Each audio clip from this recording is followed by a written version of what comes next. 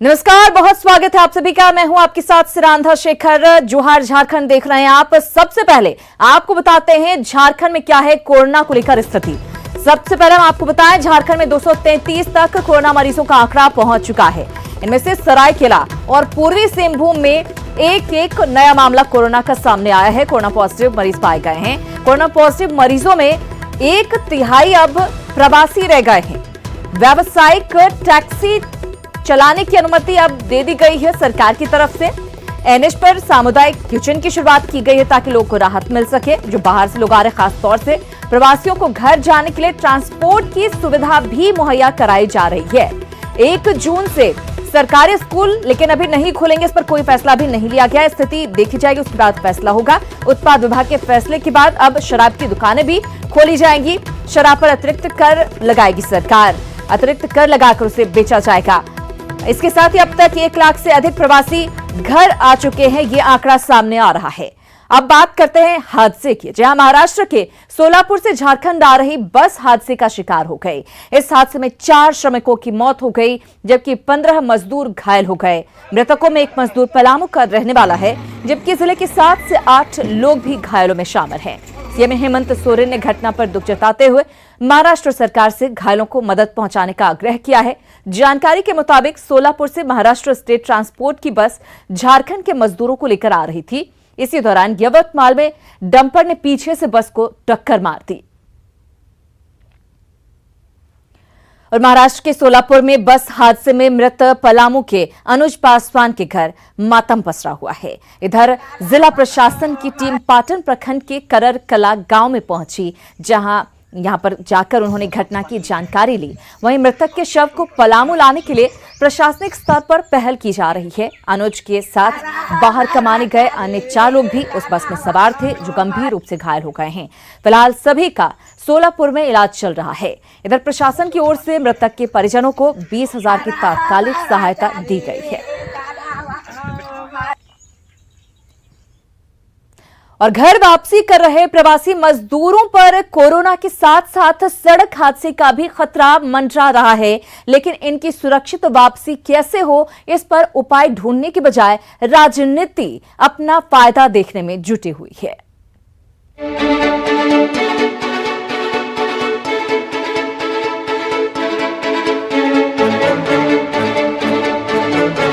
दूसरे प्रदेशों से घर वापसी कर रहे राज्य के मजदूरों की आए दिन सड़क हादसों में मौत की खबरें आ रही हैं।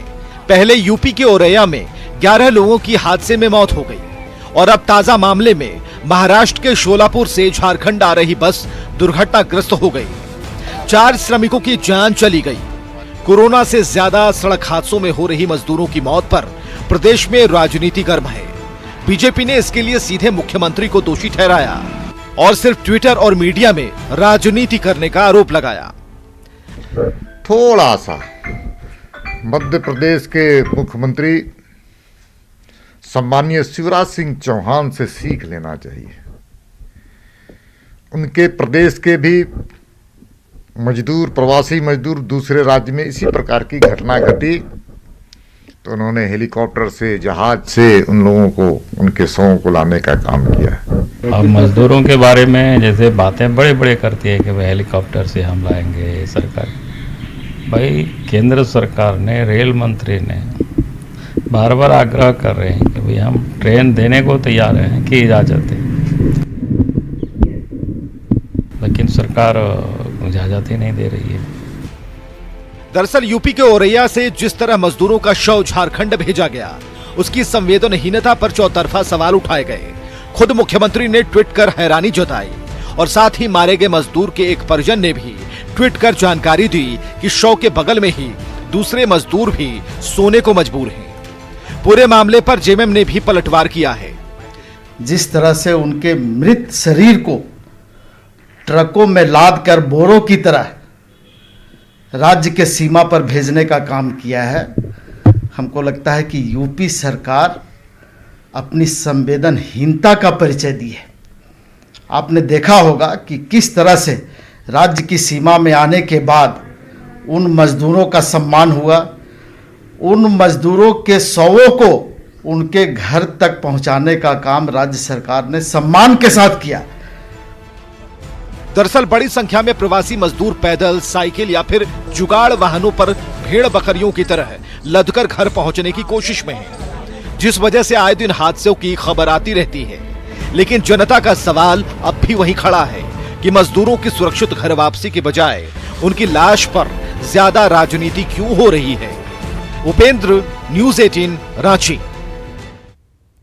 तो झारखंड में कोरोना के फैलाव के साथ साथ इस पर राजनीति का दायरा भी लगातार बढ़ता जा रहा है। कोरोना के इस पॉलिटिक्स से आम जनता का भला हो ना हो, लेकिन राजनीति की सेहत जरूर सुधर रही है। प्रदेश के पेयजल एवं स्वच्छता मंत्री मिथिलेश ठाकुर सोमवार को जब चाईबासा के प्रमंडलीय प्रशिक्षण केंद्र में बने क्वारंटाइन सेंटर का औचक निरीक्षण करने पहुंचे थे, तब उन्हें पता भी नहीं था कि वो हालात और राजनीति दोनों के ही चक्रव्यूह में फंसने जा रहे हैं। दरअसल मंत्री जिस क्वारंटाइन सेंटर का निरीक्षण करने पहुंचे थे, वहीं से एक व्यक्ति जांच में कोरोना पॉजिटिव निकला है। अब बीजेपी लगातार मंत्री को क्वारंटाइन करने की सलाह दे रही है। यदि कोई ऐसे स्थान पर जाते हैं जहाँ कोई मरीज पॉजिटिव है, तो ऐसी स्थिति में माननीय मंत्री को अपना जांच कराना चाहिए और उन्हें क्वारंटाइन हो जाना चाहिए। नहीं तो इससे बहुत लोगों के बीच जाने से खतरा उत्पन्न होने की संभावना बनी रहती है। वहीं सत्ताधारी जेएमएम ने पलटवार करते हुए बीजेपी को उसके सांसद के लॉकडाउन तोड़ने की घटना याद दिलाई और सफाई देते हुए कहा कि पीएचडी मंत्री ने सोशल डिस्टेंसिंग के बीच अपनी सामाजिक जिम्मेदारी निभाई है। क्वारंटाइन की बात ये इसलिए खिसियाई बिल्ली खंभा नोचे वाली बात है। इनके सांसद लॉकडाउन को तोड़ते हुए ठेंगा दिखाते हुए यहाँ आते हैं और उसके बाद उपायुक्त से मिलते हैं और तमाम तरह की गतिविधियां करते हैं। क्वारंटाइन सेंटर है, लेकिन ये अपनी जवाबदेही का निर्वहन करने गए थे पूरी व्यवस्था के साथ। इनके साथ किसी के संपर्क में नहीं थे, किसी से फिजिकल कांटेक्ट नहीं था, सामाजिक दूरी बनाए हुए अपने उत्तरदायित्वों का निर्वहन करने गए थे वो। कोरोना को लेकर तैयारी कितनी पुख्ता है, इस पर आकलन और कोई ठोस नीति बनाने के बजाय पूरा फोकस राजनीति पर शिफ्ट हो गया है। अब देखना ये है कि सत्ता पक्ष और विपक्ष का क्वारंटाइन पॉलिटिक्स कितनी दूर तक और कहां जाकर खत्म होता है। न्यूज़ 18 के लिए रांची से संजय कुमार सिन्हा के साथ उपेंद्र की रिपोर्ट। तो कोरोना पर भी अनलिमिटेड राजनीति हो रही है। इधर जमशेदपुर पहुंचे पेयजल और स्वच्छता मंत्री मिथिलेश ठाकुर ने चाईबासा के क्वारंटाइन सेंटर जाने पर सफाई दी है। उन्होंने कहा है कि उन्होंने जो कुछ भी किया सही किया है।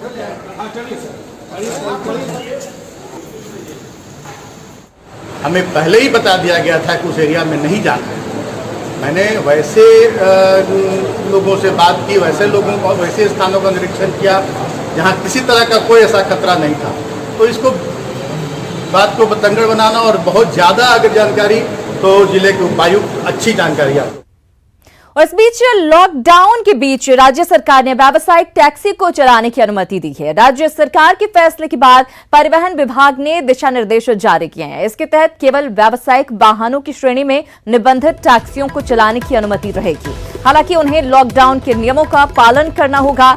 इस आदेश के बाद राज्य में ओला, उबर और अन्य व्यावसायिक वाहन लॉकडाउन के दौरान चल सकेंगे, जिससे आम लोगों को भी राहत मिल सकेगी।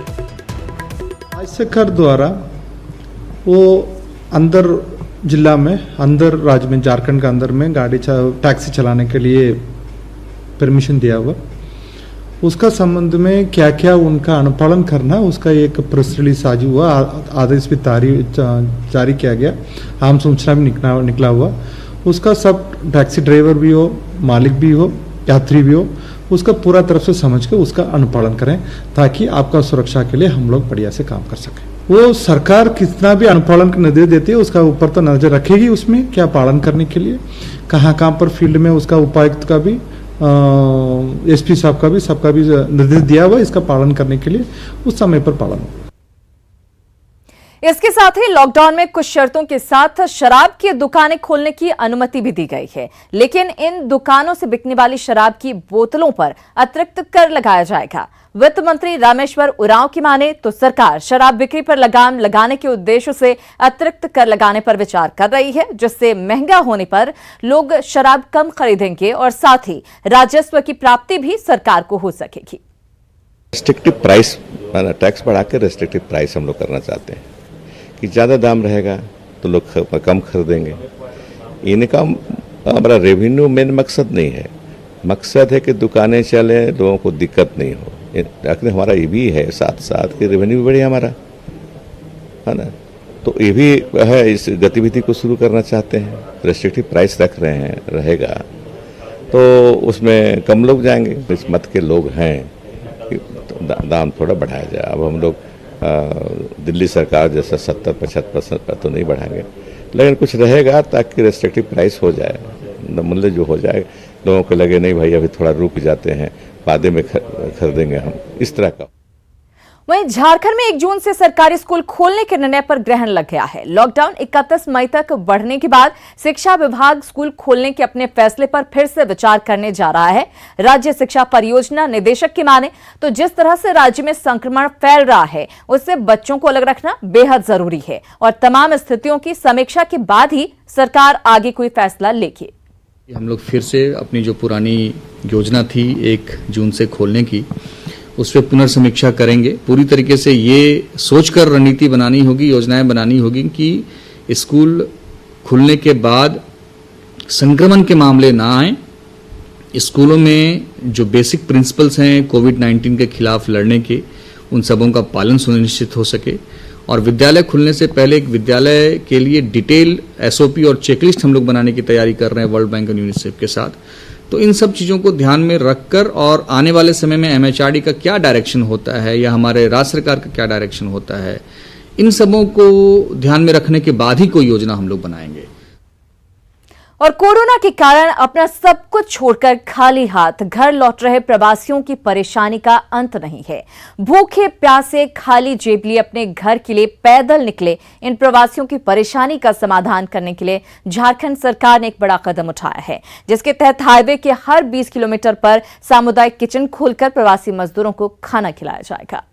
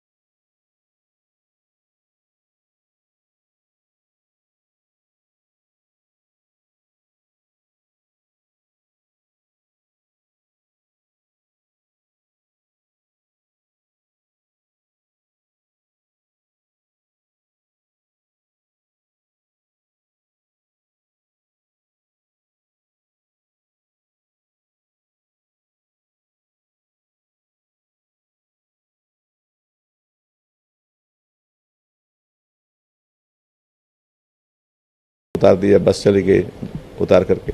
खबर लगी हमको, हमने DC को फ़ोन किया, सीनियर SP को फ़ोन किया कि देखो भाई उसको शेल्टर होम में रखो, उनको खाना खिलाओ और बस का प्रबंध करके उनको जहाँ जाना चाहते हैं भेजो। तो ये व्यवस्था जरूरी है। वो आ रहे हैं लोग, आपके कहने से नहीं मानने वाले हैं लोग। इतना ही नहीं, मुख्यमंत्री हेमंत सोरेन के निर्णय के बाद हाईवे के हर 20 किलोमीटर पर सामुदायिक किचन में भोजन पानी की व्यवस्था तो होगी ही, इसके अलावा स्थानीय जिला प्रशासन के सहयोग से पैदल चल रहे यात्रियों को ट्रांसपोर्ट की सुविधा भी मुहैया कराई जाएगी। हम लोग तेलंगाना से आया सर, वेस्ट बंगाल जाना होगा सर। अभी वो हम लोग ट्रक से आया, कोई बस से आया, उधर से सरकार दिया खाना वाना फ्री मिला उधर। कैसे आया? वो गाड़ी से आया सर। पूरा परेशानी हुई होगी? कोई वो बिलासपुर में सर परेशान हुआ सर। आंकड़ों के मुताबिक राज्य भर में करीब 3200 किलोमीटर में नेशनल हाईवे है, जो विभिन्न राज्यों की सीमाओं को जोड़ता है। इस तरह से सरकार को 160 सामुदायिक किचन की व्यवस्था करनी होगी, जिसके लिए खाद्य एवं आपूर्ति विभाग ने कमर कस ली है। बहरहाल सरकार के इस फैसले से उन बेबस मजदूरों को जरूर लाभ मिलेगा जो भूखे प्यासे घर की ओर निकल पड़े हैं। जरूरत इस बात की है कि इसे पूरी ईमानदारी और तत्परता के साथ लोगों तक पहुंचाया जाए।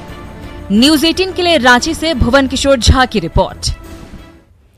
इधर गुमला के क्वारंटाइन सेंटर में रह रहे प्रवासी मजदूर के कोरोना पॉजिटिव आने के बाद पूरे इलाके में भय का माहौल है। वहीं दूसरी ओर क्वारंटाइन सेंटर की बदइंतजामी और भी नए कोरोना के केस को जन्म दे सकती है। जगह जगह सरकार ने क्वारंटाइन सेंटर तो खोल दिए हैं, लेकिन वहां पर हो रही इन लापरवाहियों की जिम्मेदारी लेने को कोई तैयार नहीं दिख रहा है।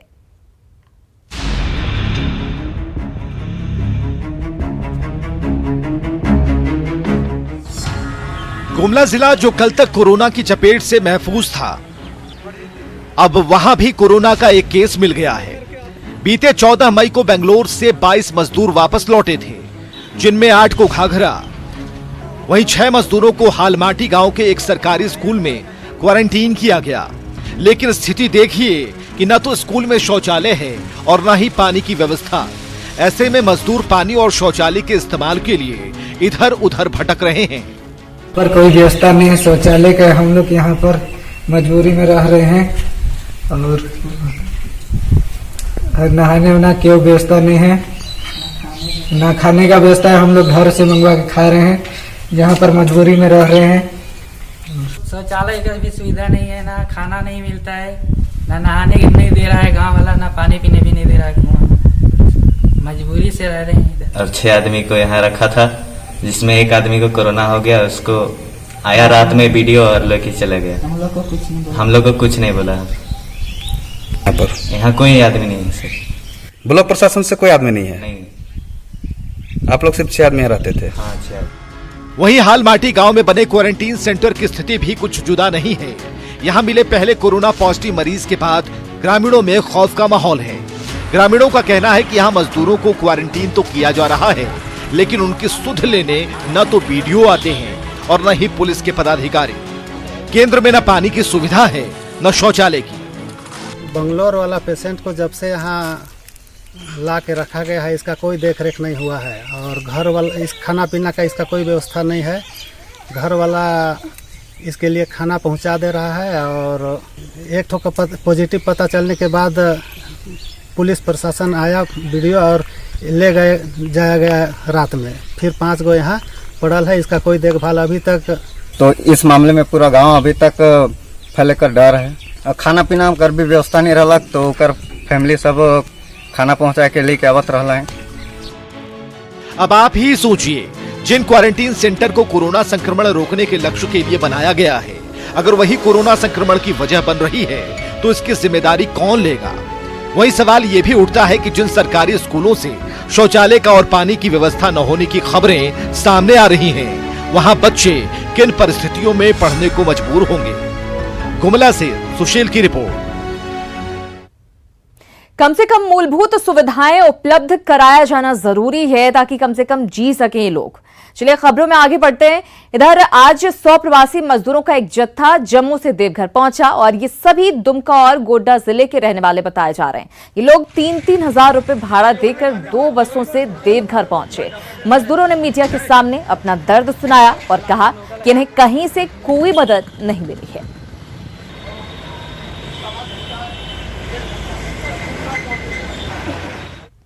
और कोरोना बंदी में सुदूर प्रदेशों से प्रवासियों की घर वापसी लगातार जारी है। पाकुड़ के 40 लोग समेत संथाल के करीब 200 लोग इस समय अंडमान निकोबार में फंसे हुए हैं, जिन्हें उनकी जरूरतें घर बुला रही हैं।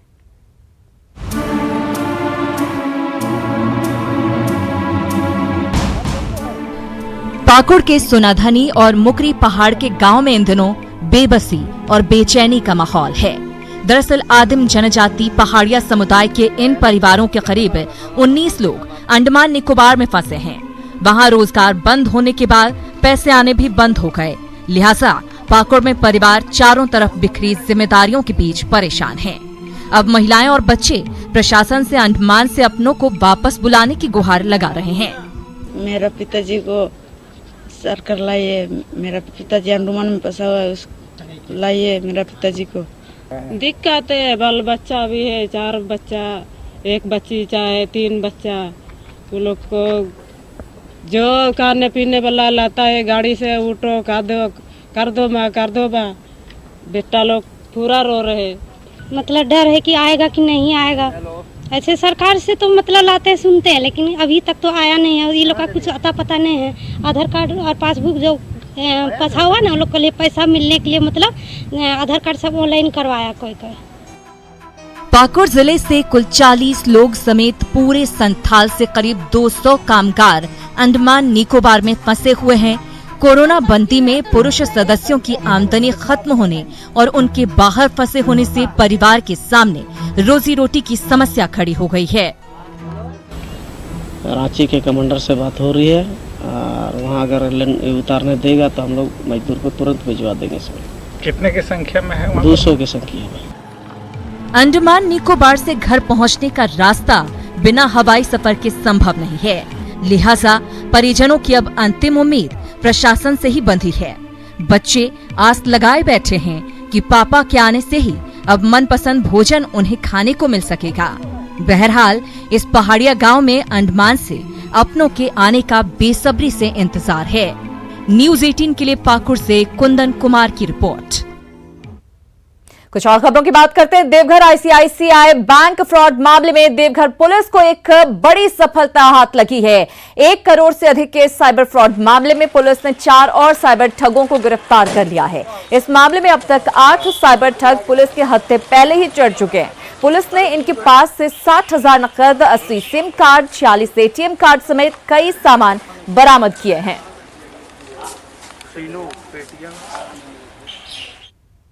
और इस बुलेटिन में फिलहाल इतना ही, लेकिन न्यूज़ 18 बिहार झारखंड पर खबरों का सिलसिला लगातार जारी।